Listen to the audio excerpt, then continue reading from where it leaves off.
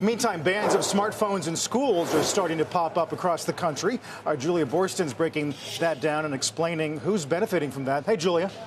Hey, Carl, that's right. A growing number of smartphone bans are creating a business boom for more basic technology, a trend that's affectionately called dumb tech. Now, 9 states have enacted laws or policies restricting K through 12 cell phone usage in schools, including 4 states fully banning smartphones in schools. And here in Los Angeles, the second largest U.S. school district, a ban on smartphones in schools will be put into effect early next year.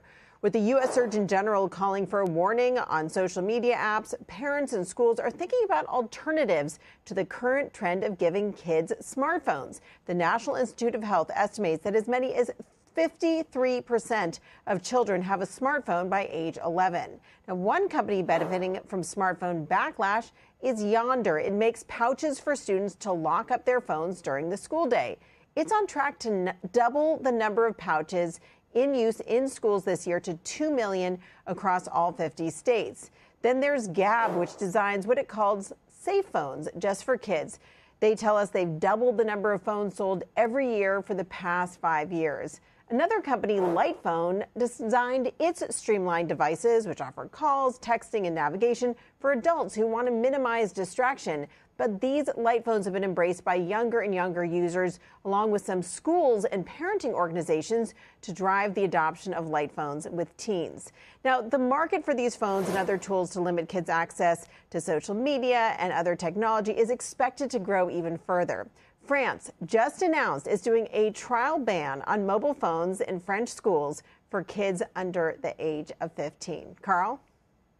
Interesting, Julia. I heard someone say the other day they know a school teacher in a state where they are starting to ban phones during the day, and they're actually having to keep kids from talking during class, which is something they didn't have to worry about in the past. I do wonder, though, what it means for subscription revenue of social media companies, the stickiness of ads on sites that have counted on engagement among younger people.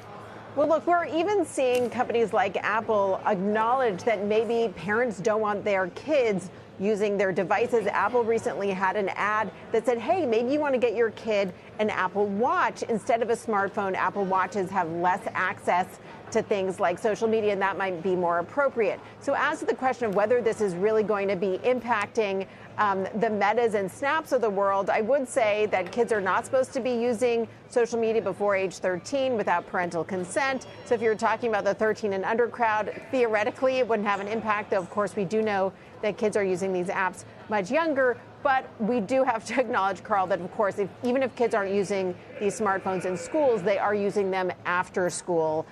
So hopefully they're not spending too much time on Instagram and Snap when they're sitting in class in the first place.